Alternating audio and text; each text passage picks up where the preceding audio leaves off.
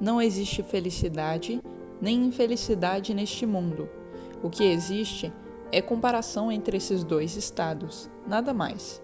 Só aquele que passou pelo extremo infortúnio pode sentir a extrema felicidade. É preciso ter querido morrer, Maximilian, para saber como é bom viver.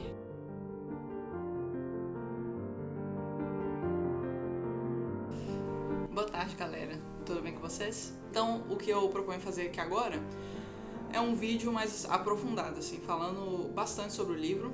E se você tem problema com spoilers, eu venho aqui para te acalmar um pouquinho. Então, não tem problema você assistir esse vídeo. Assim, minha humilde opinião é que mesmo com alguns spoilers assim que eu possa dar, não vai estragar a sua experiência. Eu sei que é meio clichê, todo mundo fala isso, mas é a grande verdade nesse caso. Por quê? Porque esse é um dos livros, uma das obras, com o maior número de adaptações. Então, assim, existem inúmeras adaptações espalhadas pelo mundo. Existe uma adaptação cinematográfica do México, existe uma adaptação oriental, então árabe, existem várias adaptações, né? E, por exemplo, uma dessas adaptações, que é a mexicana, traduziu esse livro para o cinema como sendo uma comédia. Então, assim, pra mim, era algo meio que absurdo, né? Como que você converte esse dramalhão, assim, né, francês, para uma comédia, né? Mas alguém leu essa obra e teve essa visão, né? Falou assim, nossa, daqui eu consigo tirar uma comédia. Na adaptação árabe, eles fazem o Abad Faria, eu já vou falar sobre cada um dos personagens, mas pra quem sabe um pouco da história, né? Eles fazem o Abad Faria como sendo um mago, né? Uma espécie de feiticeiro. Pra mim, ele só fazia fitoterápicos, remédios normais. Mas alguém leu o livro e interpretou como o Abad Faria sendo um feiticeiro. Assim, cada um que lê essa obra vai conseguir tirar uma percepção completamente distinta. É por isso que existem tantas adaptações desse livro, né? Então, o que eu consigo fazer nesse vídeo aqui é só relatar a minha experiência, as minhas percepções. Garanto que se você ler esse livro, você vai ter uma visão completamente distinta. Então, sem mais delongas, né, o que eu queria deixar aqui de mensagem é que pode assistir esse vídeo se você tiver vontade, que ele não vai estragar sua experiência de forma alguma. Eu pretendo fazer uma sinopse aqui, bem resumão, uma história muito famosa, né, e é sobre essa questão de adaptações, né, então às vezes você nem sabe que uma história é uma adaptação desse livro, né. Tem inúmeras séries, filmes, jogos que pegam um pouco dessa questão, né, da vingança, de uma pessoa que acaba sofrendo injustamente, né, e acaba procurando a vingança. Sintetizando um pouco da obra, a gente acompanha a história do Edmond Dantes, que acaba mudando completamente de personalidade e até de nomes. Então, por vezes ele vai se chamar Marujo Simbad, por vezes ele vai se chamar Lord Wilmore, e uma grande parte do livro, assim como o Edmond Dantes, se chamar Conde de Monte Cristo. Então esses dois nomes são os que mais aparecem. Edmond Dantes no começo da história, e aí ele se torna o Conde de Monte Cristo a partir de um ponto, certo? Mas no começo da história, então, a gente acompanha esse Edmond Dantes, que é um marujo de um barco. Ele está prestes a se casar com uma mulher, Mercedes. Então eles estão noivos, e Edmond Dantes também, ele vai ser promovido a capitão da embarcação que ele trabalha, certo? E essas duas conquistas, e esse termo é muito bem selecionado porque é conquista mesmo, ele nasceu de uma origem humilde, pobre, ele tem um pai que depende inteiramente dele, né? Então realmente foram conquistas, assim, né? Que ele lutou e trabalhou muito desde a infância para conseguir. Então esses dois grandes pontos na vida do Dantes, o seu casamento com a Mercedes e a sua promoção, né, ascensão no trabalho como capitão, geram cobiça. Então, existem duas personalidades nesse livro que serão muito relevantes até o final, que são o Danglars, que é o contador do barco, e Fernand, ou Fernando, dependendo da edição, que é um espanhol, né, um estrangeiro ali na ilha de Mercedes, né, a ilha de Mercedes, que é o local em que acontece esse começo aí da história. Então, geram cobiça porque essas duas figuras, elas invejam o que Dantes tem. Então, Lars inveja o fato de que Dantes vai ser promovido a capitão. E Fernando inveja o casamento, né, o futuro casamento de Mercedes com Dantes, né? Então, o que acontece é que essas duas figuras se aproveitam de uma situação favorável, né? Mas que situação favorável seria essa? Bom, O Dantes, ele serve como um mensageiro, né? Então ele tem que entregar essa carta para um certo endereço e ele não lê o conteúdo dessa carta. Mas Danglars e Fernand já suspeitam que o conteúdo dessa carta seja de uma revolução. Então, Danglars e Fernand acusam Dantes de bonapartismo, né? Como se ele fosse um revolucionário bonapartista. Só contextualizando aqui, por grande parte desse livro, né, retrata esse cenário político ali conturbado da França. Então, a gente tinha uma divisão muito clara, que era entre os bonapartistas revolucionários e entre os monarquistas, que apoiavam o regime ali de Luís XVIII. Dantes não estava integrado ali nesse cenário político, né? Porém, era um crime você ser bonapartista no regime de Luís XVIII. Então, Danglars e Fernand elaboram ali uma espécie de conspiração ali, né? E enviam uma carta para funcionários reais, alegando que o Dantes era bonapartista. No dia do seu aniversário, que era o dia do seu casamento também, Dantes é preso. E aí começa uma série de coincidências, né? A primeira coincidência é o fato dele, enfim, casar e ter um aniversário no mesmo dia. Inclusive, quem criticava muito isso era o Dostoiévski, né? A gente tem ali o livro Memórias do Subsolo dele, por exemplo, que ele fazia muito esse atrito entre a literatura russa e a literatura francesa, né? Como se a literatura russa ela fosse tratasse ali de questões mais complexas do íntimo, né, dos personagens, enquanto a francesa fosse mais um romance ali, né? Parece que no mundo inteiro, em vários países, porque essa história ela perpassa por vários países, né? Nesses vários países só existem 10 pessoas e essas 10 pessoas se conhecem, enfim. E é bem comum até na literatura do Victor Hugo, né? Nos Miseráveis, por exemplo, né? Agora, uma diferença entre os dois, né? O Dumas e o Dumas, que é o autor, tá? Do Conde de Monte Cristo, e o Victor Hugo, é que o Victor Hugo, ele tem esse preciosismo, assim, de falar um pouco sobre a França, né? A história da França, a política da França, até quando o livro não foca nisso. Então, em Os Miseráveis isso é muito comum, mas, por exemplo, no Notre-Dame de Paris, que ficou famoso como Corcunda de Notre-Dame, né? E até chega que não é o propósito desse vídeo, mas eu vou comentar um pouco sobre, né? Que o conto eu acho estranho eles trocarem o nome por Corcunda de Notre-Dame, sendo que o Corcunda, ele é um personagem, assim, completamente secundário, né? A história do livro é sobre a Notre-Dame de Paris, né? A catedral lá, né? Então, assim, aí mudaram o nome pra colocar como o Corcunda, né, sendo o personagem principal. E aí tira um pouco do ponto que eu tava, né? O ponto é que o autor de Os Miseráveis e o Corcunda de Notre-Dame, ou Notre-Dame de Paris, chame como quiser, ele tinha esse preciosismo de falar sobre monumentos históricos, sobre a história em si, até sobre a rede de esgotos, assim, da França, né? Então, era uma literatura mais focada, assim, para a história e para a geografia da França. Enquanto o Dumas, ele já expandia, né? Então, a gente fica sabendo um pouco sobre a Itália, né? Sobre o contexto político ali da Itália, uma pincelada ali sobre a Espanha também, até os países orientais, então tem alguns personagens árabes ali.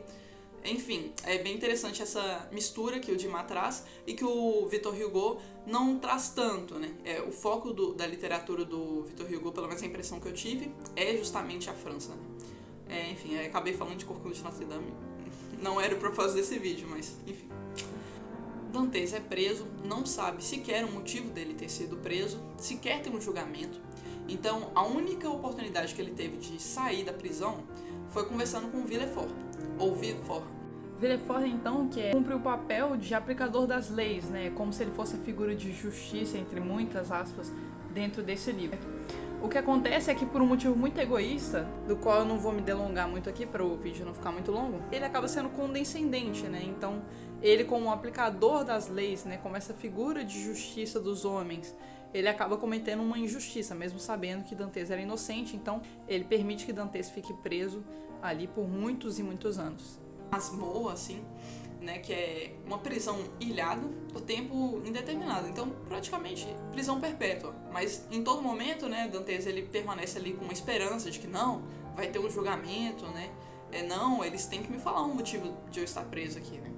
E aí quando passam-se alguns anos e Dantes vê que não tem por que continuar esperançoso, né, ele desiste da própria vida, né, e aceita o fato de que irá cometer suicídio por meio de uma greve de fome, certo? Mas quando ele perde todas as esperanças, ele escuta um barulho e, resumindo muita história, ele descobre que ele tem um companheiro de cela, que é o Abade Faria. Então, o Abade Faria é essa figura que todos têm como doido, né, como maluco, como louco. Por quê? Porque esse Abade Faria, ele diz para todos os carcereiros, né, que ele tem essa fortuna, esse tesouro dele, que era, enfim, quantias absurdas, né? E todos têm ele como louco porque se ele tivesse posse desses recursos, né, infinitos, vamos dizer assim, ele sairia facilmente da prisão, né? Ele usaria desses recursos para comprar sua liberdade. Então por que ele não fez isso, né? Por que ele continua preso? Então as pessoas têm ele como louco, né? Dantes mesmo acredita que ele é louco, mas acaba continuando a amizade ali com esse Abade, porque nessa situação, antes mal acompanhado do que desacompanhado. Porque o Dantes já estava perdendo as esperanças, né? Então qualquer companhia para ele era positiva, mesmo tendo esse Abade como louco. E aos poucos ele vai vendo o quão genial é essa figura do Abade, né? O Abade, que é um detentor de muito conhecimento, então ele sabe 5 línguas vivas, não sei quantas línguas mortas, né? Italiano, francês, espanhol, grego antigo, latim, enfim.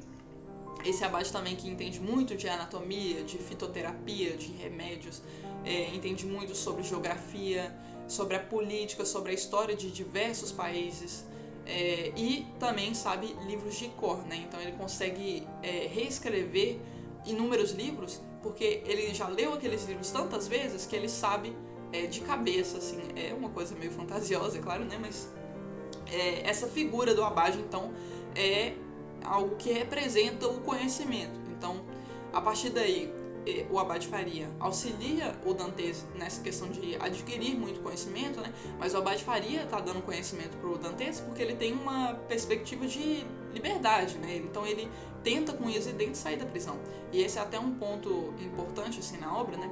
Que é uma passagem que me marcou tanto, que é: outro tentara o que ele nem mesmo tivera a ideia de fazer. Outro menos jovem, menos forte, menos hábil do que ele, arranjara com habilidade e paciência todos os instrumentos de que precisava para essa incrível tarefa.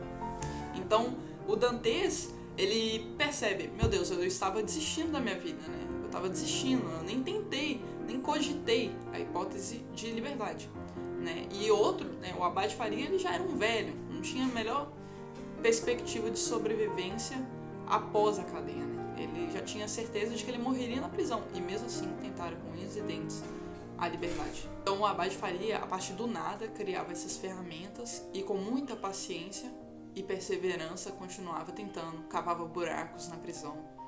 Então isso deu um clique assim na mente do Dantes, né? Que começou a acordar para a vida, né? E tentar também com unhas e dentes sair da prisão. Encurtando muito a história, Abade Faria acaba falecendo e Dantes, então, acaba fazendo um plano muito bem orquestrado. Eu não vou relatar aqui, porque senão o vídeo vai ficar muito longo, mas ele acaba fugindo, então, dessa prisão. Não sem antes adquirir muito conhecimento com Abade Faria. Então, Dantes, ele sai dessa prisão, ele cai no mar aberto, então ele tem que nadar 1 légua até a ilha mais próxima ali, então são 5,5 quilômetros, em um mar turbulento, tempestuoso, de noite, e ele sem um porte físico, né, porque ele ficou anos, para ser mais exato, ele ficou 14 anos na prisão. Então o Dantes, ele sai com 33 anos, que é a idade em que Cristo, né, na tradição bíblica, ele foi crucificado e ressuscitou. Então tem muito desse simbolismo, né, dessa referência, alusão.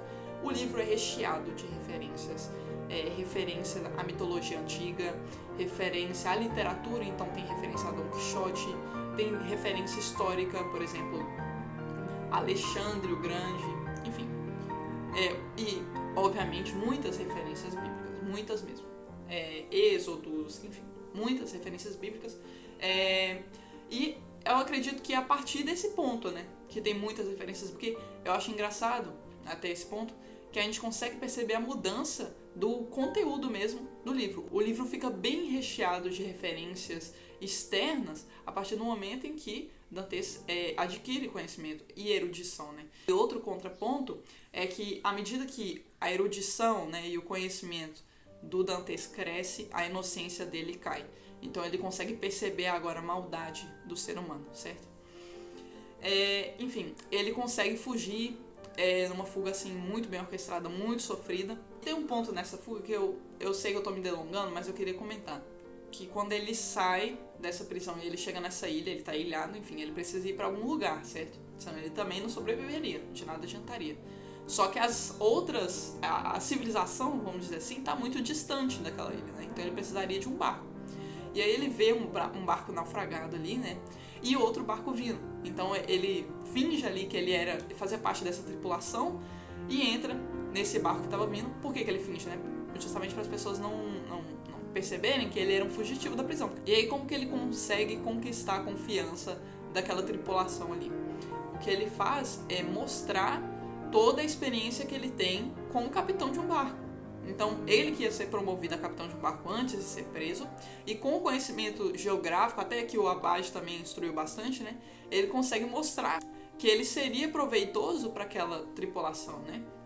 Então, até um ponto que... O ponto desse vídeo, basicamente, assim, que às vezes a gente deixa de estudar certas coisas, de adquirir certos conhecimentos e até certas habilidades, por julgarmos sendo infrutíferas, sabe? Por não ter uma funcionalidade prática no nosso dia a dia, sabe?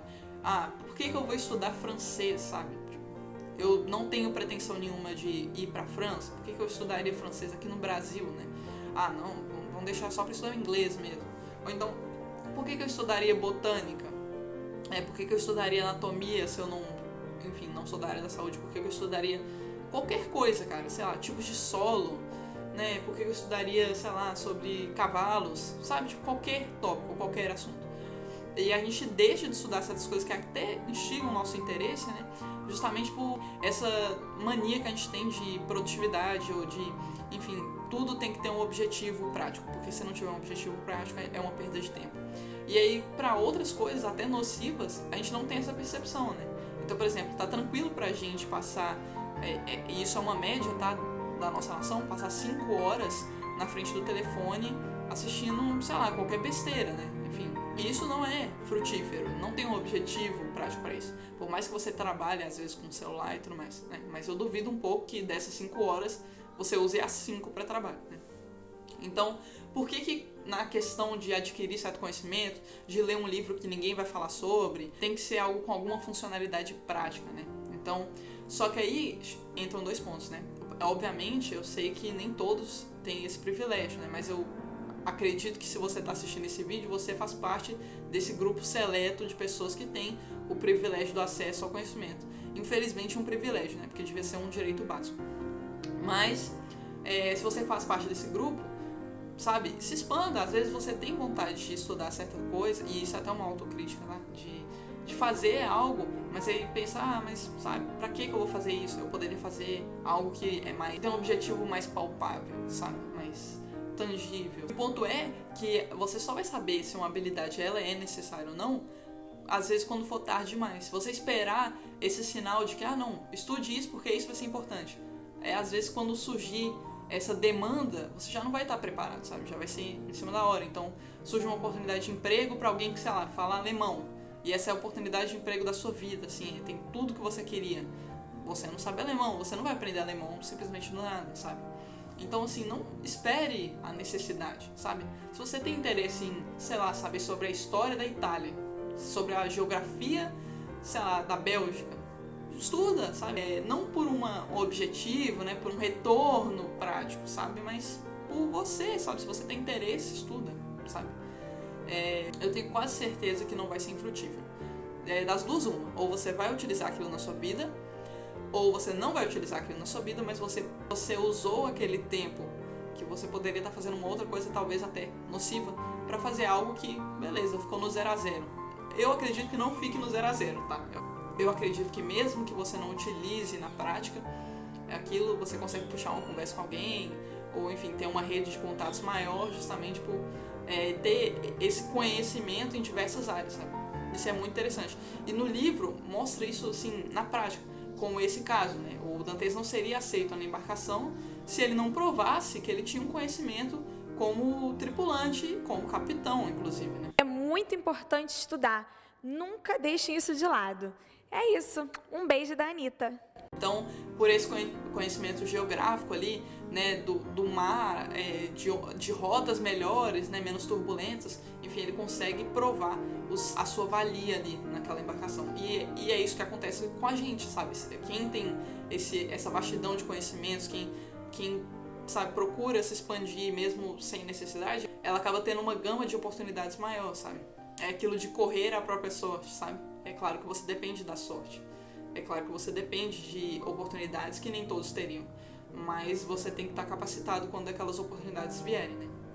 Isso ficou um pouco papo de coach, né? Vamos continuar pra história, enfim. Fiquei com vergonha. Mas é isso, sabe? Tipo, e o ponto que eu queria dizer é: seja o seu próprio Abade Faria, sabe? Seja o seu próprio Abade Faria. Não espere um guia, assim, é uma figura quase que divina surgir na sua vida e falar: olha, vem cá que eu vou te ensinar certas coisas. Não, sabe? Seja você seu próprio Abade Faria. Procure você saber sobre coisas que, enfim, ninguém sabe sobre, ou que parecem a primeiro momento inúteis, mas que não são, sabe? Nada é inútil. O conhecimento não é inútil, né? Então, a partir desse ponto, Dantes, ele segue para essa ilha, a ilha de Monte Cristo, é por isso o nome do livro, né? Essa ilha é o local em que o Abade Faria insistia que ele tinha esse tesouro escondido, né? Essa riqueza, e Dantes, ele vai para essa ilha e percebe que ele está muito rico, muito rico. É como se ele fosse a pessoa mais rica da Terra, assim. E, enfim, ele, a partir desse momento, né, ele já ciente do que aconteceu, né? Por quê? Porque o Abade Faria, ele acaba ligando os pontos, né? Então, como eu disse, né, o Dantes, quando ele começa essa história, ele é muito ingênuo, né? Ele é muito, assim, crente nas virtudes humanas, né? E o Abade Faria, ele alerta ele, né? Fala: olha, eu tenho quase certeza que armaram pra você, que esse Danglars, esse Fernand, né, que estavam cobiçando, assim, suas conquistas, armaram pra você, que o Villefort, enfim. E ele liga os pontos, né, esse Abade Faria. E alerta o Dantes. Então o Dantes, quando ele vê aquela riqueza, ele vê uma oportunidade de vingança. Então esse homem que ficou 14 anos preso, ele passa mais 10 anos orquestrando a sua vingança, né? Então o Edmond Dantes, ele incorpora essa nova personalidade, né? A personalidade do Conde de Monte Cristo agora, né? Com muita riqueza, erudição, instrução, reconhecimento ali da população, né? E com esse prestígio, então, né, social, ele retorna ali agora em Paris, né? Então o núcleo principal, ele ocorre agora em Paris, com o Danglars, com a Mercedes, que era a noiva dele, né? Com o Villefort, com o Fernand.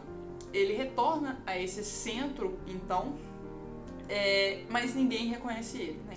Então ele retorna e descobre, né, para o seu pesar, que Mercedes agora estava casada com o Fernand, uma das pessoas que armou para ele, né?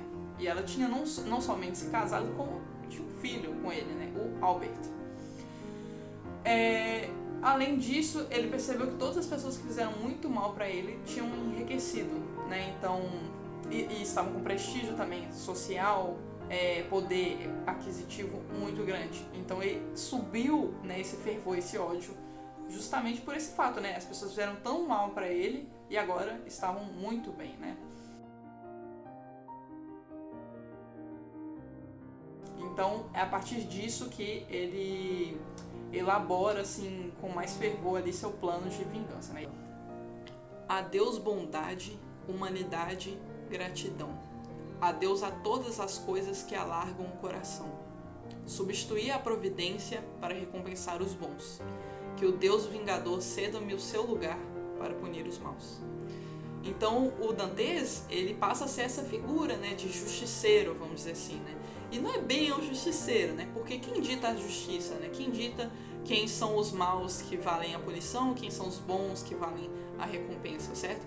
Então, Dantes, a partir de uma perspectiva própria, né, cria esse senso de justiça e a todo momento ele crê ser a providência, né? A todo momento ele crê ser essa figura que Deus enviou para punir os maus. O ponto é que o Dantes, agora na versão de Conde de Monte Cristo, né, ele tá muito alterado, assim, sua fisionomia, né, sua aparência. Então, como eu disse, né, ele ficou 14 anos preso não sem aparição ao sol, né? Então ele era muito pálido, e aí as pessoas têm ele como essa figura misteriosa, quase como se fosse um fantasma, né? Justamente por ele ser muito pálido, muito misterioso, enfim, e todos têm essa curiosidade perante a ele, né? Além disso, as pessoas também veem ele como uma figura exótica, né? Então, até por alguns momentos, comparam ele como o protagonista de Mil e Uma Noites. Para quem não sabe, Mil e Uma Noites, então, é o nome original da história do Aladim. Então, eles veem o Conde de Monte Cristo como sendo essa figura, né, fantasiosa, assim, quase como o Aladim. Então, tinha essa distinção, justamente pela história se passarem na Europa, e o Conde de Monte Cristo já teve citado, né, como eu disse, né, ele fazia essas ligações com essas pessoas de países que às vezes não tinham nada a ver com a história, mas com um fundo de intenção, né, por trás. Então era tudo muito bem elaborado, e por causa disso as pessoas viam ele como essa figura exótica, como um estrangeiro, né. País algum pode dizer que me viu nascer, só Deus sabe que país me verá morrer. Adoto todos os costumes, falo todas as línguas. Tem muito dessa questão de ele vir de vários lugares, né? Dele ser muito viajado, dele conhecer o mundo inteiro, de saber todas as línguas, né? Justamente pelo ensinamento do abade. Então, Dantes, agora já com muito conhecimento e muitos recursos, ele cria laços, né? Ele cria esse networking, vamos dizer assim, né? Que em um primeiro momento você pensa, meu Deus, mas a história se passa na França. O que o Dantes foi caçar lá na Itália, sabe? Assim, ele vai para esses lugares e é sempre com intenção, né? É sempre com um propósito, é sempre muito bem calculado, né? Ele é muito meticuloso nas tomadas de decisão dele. Ele vai atrás desses podres, e aí chega num ponto muito importante da história, né? Que é essa questão de travas morais, né? Pelo menos a interpretação que eu tive, né? A interpretação que eu tive é de que se uma pessoa ela consegue fazer mal para uma pessoa, ela se torna capaz de fazer mal para milhares, milhões de pessoas, né? Então é como se a gente tivesse essa trava moral que depois de aberta ela não se fecha mais, sabe? Esse freio, né, que impede às vezes a gente de tomar certas decisões. Se você ultrapassa esse limite uma vez com uma pessoa, você é capaz de fazer qualquer coisa. Então essas pessoas, né, o Villefort, o Danglars, o Fernand, que são essas pessoas que orquestraram, né, esse plano de colocar ele na cadeia, né? O Villefort mais foi uma figura condescendente, né, mas enfim, ele também estava envolvido, né? Elas acabaram fazendo, às vezes, até pior com outras pessoas, né? Então existe muito dessa questão de que se você é capaz de fazer mal para uma pessoa, você é capaz de fazer muito mais. Então Dantes, por 10 anos, né, depois de liberto, enfim, ele vai procurando esses podres, né? E aí ele vai orquestrando sua vingança de uma forma que ele não se incrimine, certo? Então ele faz certas coisas muito bem calculadas para que ele se isente de culpa. E é quase como se fosse um destino, né? As pessoas estão sendo punidas por destino, mas não é não. Dantes é que está orquestrando todo um plano de vingança, que às vezes ele, enfim, vai muito longe, mas aí, enfim, por um efeito dominó, um efeito cascata ali, acaba recaindo sobre as pessoas que fizeram mal para ele, né? Então, por exemplo, sobre a questão dele perder a sua ingenuidade, né? Ele conhece muito agora sobre o caráter humano, né? Até certo ponto de que para ele as pessoas são previsíveis, né? Então, por exemplo, uma parte que me impressionou bastante foi ele ter oferecido um medicamento, né, um fitoterápico, para uma mulher. E aí ele alerta, né, sobre a dosagem, né? Por exemplo, sei lá, 6 gotas é fatal, então tome cuidado, você deve colocar 2 gotas, né? E aí esse medicamento funciona, tudo. Então ele alerta, né, sobre o perigo da dose exagerada ali, já sabendo que aquela pessoa provavelmente usaria aquele medicamento como um veneno, certo? Por quê? Porque se ela usasse como veneno, mataria certo sujeito, e aí, com a morte desse sujeito, recairia sobre uma das pessoas que ele estava querendo punir, né? Então, assim, as pessoas se tornam previsíveis a partir do momento que ele perde sua inocência, né? Então ele tem muito desse ceticismo, né, acerca da bondade, né, das virtudes humanas, né? Então o Dantes, ele morre naquela prisão, né? A partir do momento que ele foge, ele passa a ser o Conde de Monte Cristo, né? Que é essa figura cética, essa figura que não tem mais essa inocência, né? Que não crê mais nas virtudes humanas, que quer punir aqueles que fizeram tão mal para ele, né? Eu que era bom, confiante e distraído, tornei-me vingativo, dissimulado, cruel. Ou melhor, impassível. como a surda e cega fatalidade. Então me lancei no caminho que se abrira à minha frente, atravessei o espaço, alcancei os meus fins, pobres daqueles que encontrei pelo caminho.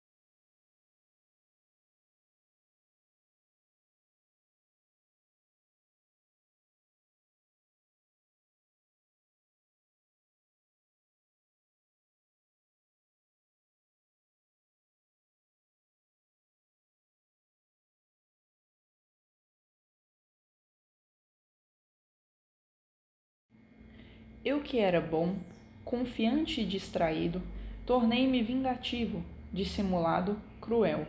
Ou melhor, impassível, como a surda e cega fatalidade. Então me lancei no caminho que se abrira à minha frente, atravessei o espaço, alcancei os meus fins, pobres daqueles que encontrei pelo caminho.